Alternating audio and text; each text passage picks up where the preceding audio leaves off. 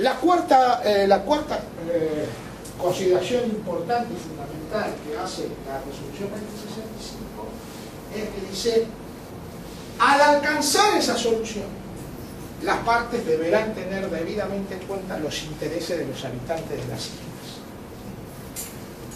Acá hay una digresión, que siempre hacemos los que estamos en el tema, que habla de habitantes de las islas y no habla de isleños, ¿no? Es decir, es una digresión donde nosotros consideramos que no es lo mismo, porque lo de isleño es como que le da pertenencia, en cambio los habitantes de la isla le dan, pero no importa, yo se lo cuento casi para aflojar un poco la conversación.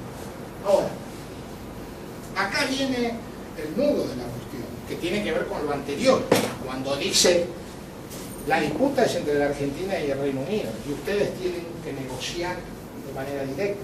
Entonces esto se junta, se encadena, se concatena con el hecho que sí, pero ojo, al alcanzar la disputa, no se olviden de los habitantes de las islas. Lo cual no quiere decir que hay que preguntarle a los habitantes de las islas, sino que ambos países deben tener en cuenta los intereses de los habitantes, que es una cosa diferente. Esto es lo mismo que si que yo le compro un departamento al doctor Cancheiro Fede y el departamento está alquilado. Y entonces nosotros acordamos un precio, un plazo de entrega, no, pero el departamento está alquilado.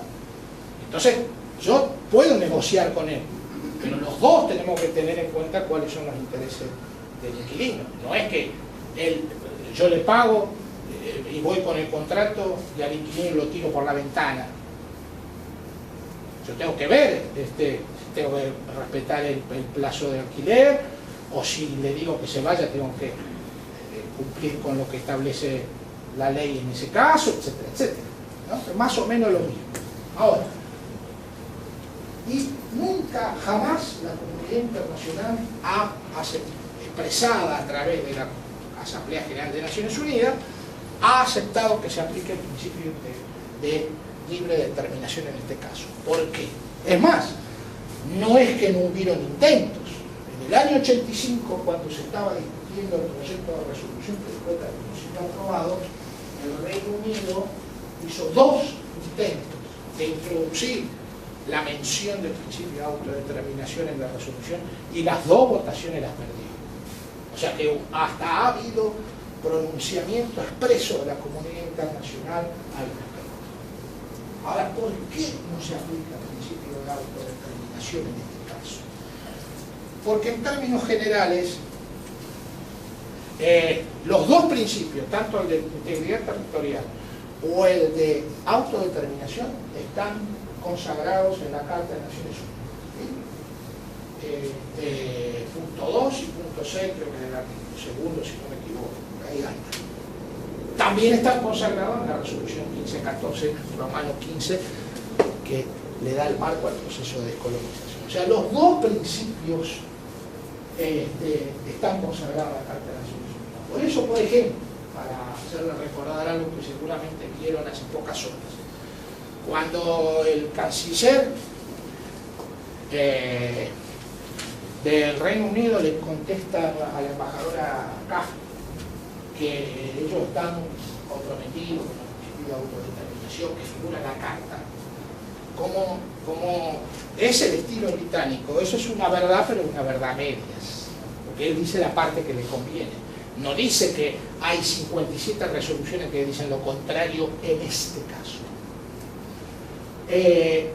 La regla general es el principio de autodeterminación, y la Argentina siempre lo ha reconocido. La regla general es el principio de autodeterminación. Pero en las Naciones Unidas reconocen dos excepciones a ese principio. Uno es el caso de la cuestión de las Islas Malvinas y el otro es el caso de Gibraltar. Son excepciones al principio de autodeterminación. ¿Por qué? En el caso de las Islas Malvinas, para decirlo rápidamente, primero se produjo la usurpación británica, que procedió a la expulsión de las autoridades y la población residente de las islas. Y luego muchos años después, como 10 años después más o menos, comenzaron a llegar los habitantes, lo que iban a ser los habitantes de las islas, llamémosle colonos, llamémosle como le queramos, traídos por la potencia ocupante para instalarse. Pero no debemos olvidar que hubieron procesos paralelos. Por un lado, en primer lugar, el Reino Unido expulsó a las autoridades y a los habitantes, argentinos o no, pero bajo la autoridad argentina estaban en las islas. Y desde entonces, sin interrupción ninguna, al día de hoy, la legislación local y legítima, ustedes obviamente se darán cuenta, para nosotros, lo que absolutamente todo lo que ha hecho el Reino Unido desde el 3 de enero de 1833 en adelante es ilegal e ilegítimo y no reconocido por nosotros. Y en eso entra desde la creación del mismo gobierno de las Islas Malvinas hasta la colocación de un cartel que diga stop. Todo completo, completito, no falta nada. Todos los actos unilaterales británicos para nosotros son nulos, de nulidad absoluta. No es que algunos son buenos y otros son malos. Acuérdense lo que les contaba sobre pedir permiso para cualquier cosa que se haga en la seguridad. Como principio. A veces yo mismo lo he hecho en el contexto de una negociación bajo fórmula de soberanía, pero eso es otra cosa. Pero no que yo voy y me someto a la autoridad local, por más que sea ilegítima, y justamente por eso no me tengo preso.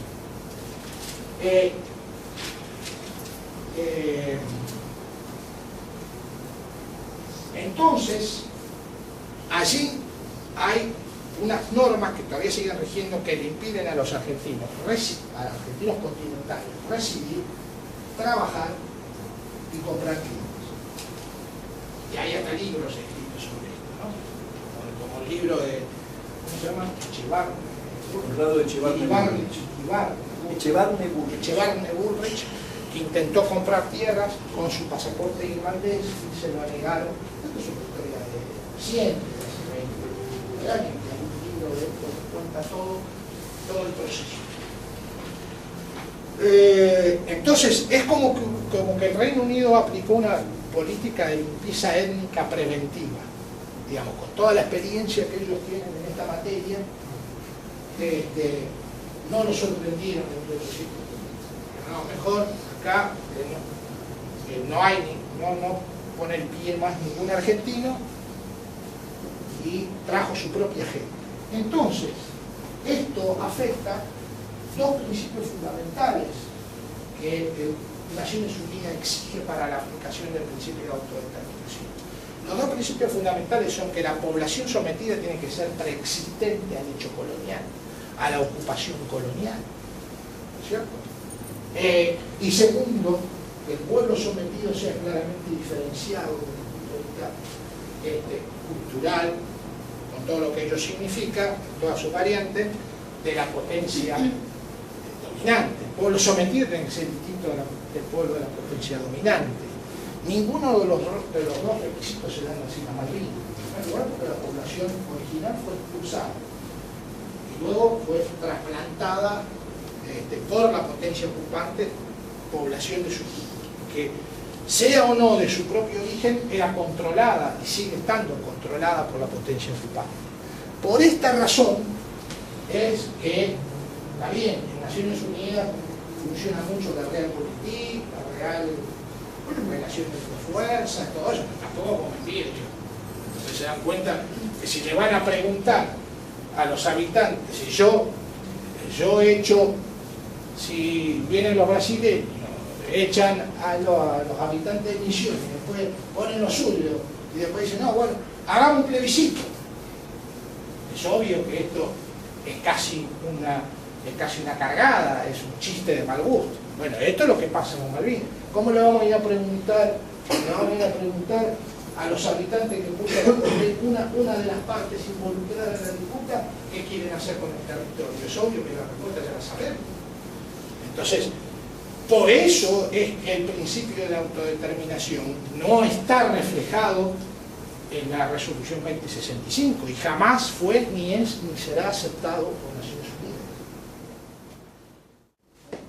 Yo no tengo que defender mi posición. Ya está consagrada, está escrita en la resolución. No tengo que discutir acerca del principio de autodeterminación, ni lo tengo que poner en duda. ¿Será o no será? Yo tendré la razón. ¿Podré hacerlo? No será en ello, como hacen equivocadamente muchos continuólogos que confunden a la gente, ¿sí? Entonces, claramente esto es una disputa entre dos países que tiene que ser solucionada por los dos países mediante el método recomendado por la resolución, que es sentarse en negociar. Es más aún. Entramos en lo que los abogados llaman el principio de ejecución, porque el Reino Unido lo hizo. El Reino Unido se sometió a la resolución 2065 y cuando entre julio de 1966 y febrero de 1982 negoció con nosotros acerca de la soberanía.